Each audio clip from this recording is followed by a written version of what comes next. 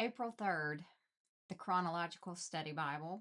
It's the New Living Translation. It's also day 93, if that is the way that you're coming through it. God's Word doesn't censor stories of human brokenness or dark times. In fact, such stories permeate the Bible. But God is not bound by humanity's brokenness. He always accomplishes His redemptive purposes. Here, God repays the wickedness of Abimelech, punishing him for the evil he had done against his father by murdering his 70 brothers. Abimelech's violent reign of terror ends with his skull being crushed in yet another story of a woman killing a leader. Jephthah, the son of a prostitute, is treated as an outcast by his half-brothers. He only becomes useful to them when the Ammonites seek to wage war against Israel. Jephthah knows Israel's history and uses that knowledge when he faces the Ammonites. His response reveals his exalted view of God. You keep whatever your god, Chemosh, gives you, and we will keep whatever the Lord our God gives us. As the Ammonite king refuses to bend, war is imminent. So Judges 9, verse 22 is where we're starting. After Abimelech had ruled over Israel for 3 years, God sent a spirit that stirred up trouble between Abimelech and the leading citizens of Shechem, and they revolted. God was punishing Abimelech for murdering Gideon's 70 sons and the citizens of Shechem for supporting him in this treachery of murdering his brothers.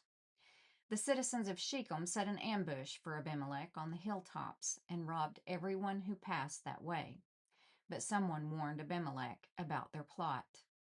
One day, Gaal, son of Ebed, moved to Shechem with his brothers and gained the confidence of the leading citizens of Shechem. During the annual harvest festival at Shechem, held in the temple of the local god, the wine flowed freely, and everyone began cursing Abimelech. "Who is Abimelech?" Gaal shouted. "He's not a true son of Shechem, so why should we be his servants? He's merely the son of Gideon, and this Zebul is merely his deputy. Serve the true sons of Hamor, the founder of Shechem. Why should we serve Abimelech? If I were in charge here, I would get rid of Abimelech. I would say to him, 'Get some soldiers and come out and fight.'" But when Zebul, the leader of the city, heard what Gaal was saying, he was furious. He sent messengers to Abimelech in Arumah, telling him, "Gaal, son of Ebed, and his brothers have come to live in Shechem, and now they are inciting the city to rebel against you. Come by night with an army and hide out in the fields. In the morning, as soon as it is daylight, attack the city. When Gaal and those who are with him come out against you, you can do with them as you wish." So Abimelech and all his men went by night and split into 4 groups, stationing themselves around Shechem. Gaal was standing at the city gates when Abimelech and his army came out of hiding. When Gaal saw them, he said to Zebul, "Look, there are people coming down from the hilltops." Zebul replied, "It's just the shadows on the hills that look like men."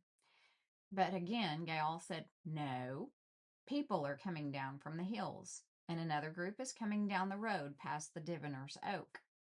Then Zebul turned on him and asked, "Now where is that big mouth of yours? Wasn't it you that said, 'Who is Abimelech, and why should we be his servants?' The men you mocked are right outside the city. Go out and fight them." So Gaal led the leading citizens of Shechem into battle against Abimelech. But Abimelech chased him, and many of Shechem's men were wounded and fell along the road as they retreated to the city gate. Abimelech returned to Arumah, and Zebul drove Gaal and his brothers out of Shechem. The next day, the people of Shechem went out into the fields to battle. When Abimelech heard about it, he divided his men into 3 groups and set an ambush in the fields. When Abimelech saw the people coming out of the city, he and his men jumped up from their hiding places and attacked them. Abimelech and his group stormed the city gate to keep the men of Shechem from getting back in, while Abimelech's other 2 groups cut them down in the fields. The battle went on all day before Abimelech finally captured the city. He killed the people, leveled the city, and scattered salt all over the ground. When the leading citizens who lived in the Tower of Shechem heard what had happened, They ran and hid in the temple of Baal Berith.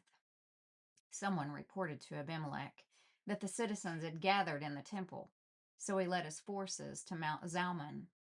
He took an axe and chopped some branches from a tree, then put them on his shoulder. "Quick, do as I have done," he told his men. So each of them cut down some branches, following Abimelech's example. They piled the branches against the walls of the temple and set them on fire, so all the people who had lived in the Tower of Shechem died, about 1,000 men and women. Then Abimelech attacked the town of Thebez and captured it. But there was a strong tower inside the town, and all the men and women, the entire population, fled to it. They barricaded themselves in and climbed up to the roof of the tower. Abimelech followed them to attack the tower, but as he prepared to set fire to the entrance, a woman on the roof dropped a millstone that landed on Abimelech's head and crushed his skull. He quickly said to his young armor-bearer, "Draw your sword and kill me. Don't let it be said that a woman killed Abimelech." So the young man ran him through with his sword, and he died. When Abimelech's men saw that he was dead, they disbanded and returned to their homes. In this way, God punished Abimelech for the evil he had done against his father by murdering his 70 brothers.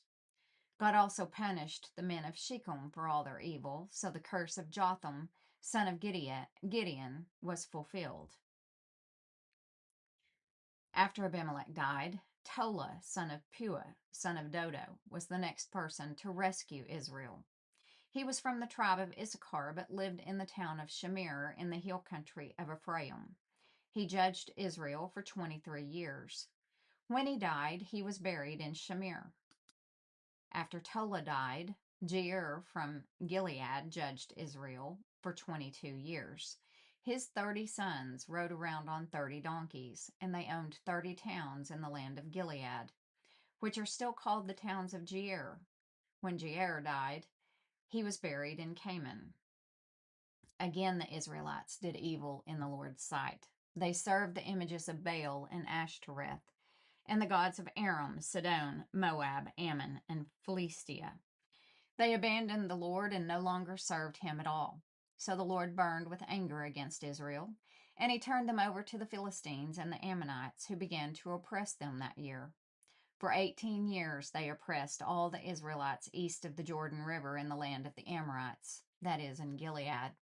The Ammonites also crossed to the west side of the Jordan and attacked Judah, Benjamin, and Ephraim. The Israelites were in great distress. Finally, they cried out to the Lord for help, saying, "We have sinned against you because we have abandoned you as our God and have served the images of Baal." The Lord replied, "Did I not rescue you from the Egyptians, the Amorites, the Ammonites, the Philistines, the Sidonians, the Amalekites, and the Maonites? When they oppressed you, you cried out to me for help, and I rescued you. Yet you have abandoned me and served other gods. So I will not rescue you anymore. Go and cry out to the gods you have chosen. Let them rescue you in your hour of distress." But the Israelites pleaded with the Lord and said, "We have sinned. Punish us as you see fit. Only rescue us today from our enemies." Then the Israelites put aside their foreign gods and served the Lord, and he was grieved by their misery. At that time, the armies of Ammon had gathered for war and were camped in Gilead, and the people of Israel assembled and camped at Mizpah. The leaders of Gilead said to each other, "Whoever attacks the Ammonites first will become ruler over all the people of Gilead." Now Jephthah of Gilead was a great warrior. He was the son of Gilead, but his mother was a prostitute. Gilead's wife also had several sons, and when these half-brothers grew up, they chased Jephthah off the land. "You will not get any of our father's inheritance," they said, "for you are the son of a prostitute." So Jephthah fled from his brothers and lived in the land of Tob. Soon he had a band of worthless rebels following him. At about this time, the Ammonites began their war against Israel. When the Ammonites attacked, the elders of Gilead sent for Jephthah in the land of Tob. The elders said, "Come and be our commander. Help us fight the Ammonites." But Jephthah said to them, "Aren't you the ones who hated me and drove me from my father's house? Why do you come to me now when you're in trouble?" "Because we need you," the elders replied. If you lead us in battle against the Ammonites, we will make you ruler over all the people of Gilead." Jephthah said to the elders, "Let me get this straight. If I come with you, and if the Lord gives me victory over the Ammonites, will you really make me ruler over all the people?" "The Lord is our witness," the elders replied. "We promise to do whatever you say."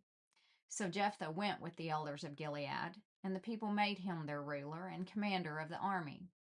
At Mizpah, in the presence of the Lord, Jephthah repeated what he had said to the elders. Then Jephthah sent messengers to the king of Ammon, asking, "Why have you come out to fight against my land?" The king of Ammon answered Jephthah's messengers, "When the Israelites came out of Egypt, they stole my land from the Arnon River to the Jabbok River and all the way to the Jordan. Now then, give back the land peaceably." Jephthah sent this message back to the Ammonite king. This is what Jephthah says: "Israel did not steal any land from Moab or Ammon. When the people of Israel arrived at Kadesh on their journey from Egypt after crossing the Red Sea, they sent messengers to the king of Edom asking for permission to pass through his land, but their request was denied. Then they asked the king of Moab for similar permission, but he wouldn't let them pass through either. So the people of Israel stayed in Kadesh. Finally, they went around Edom and Moab through the wilderness. They traveled along Moab's eastern border and camped on the other side of the Arnon River. But they never once crossed the Arnon River into Moab, for the Arnon was the border of Moab.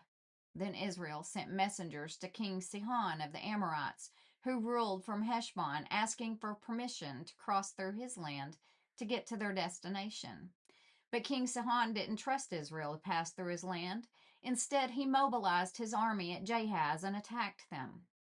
But the Lord, the God of Israel, gave his people victory over King Sihon. So Israel took control of all the land of the Amorites who lived in that region, from the Arnon River to the Jabbok River, and from the eastern wilderness to the Jordan. So you see, it was the Lord, the God of Israel, who took away the land from the Amorites and gave it to Israel. Why, then, should we give it back to you? You keep whatever your god Chemosh gives you, and we will keep whatever the Lord our God gives us. Are you any better than Balak, son of Zippor, king of Moab? Did he try to make a case against Israel for disputed land? Did he go to war against them? Israel has been living here for 300 years, inhabiting Heshbon and its surrounding settlements, all the way to Aroer and its settlements, and in all the towns along the Arnon River. Why have you made no effort to recover it before now? Therefore, I have not sinned against you. Rather, you have wronged me by attacking me. Let the Lord, who is judge, decide today which of us is right, Israel or Ammon." But the king of Ammon paid no attention to Jephthah's message. And that concludes the April 3rd Daily Bible Reading. Thanks for joining in.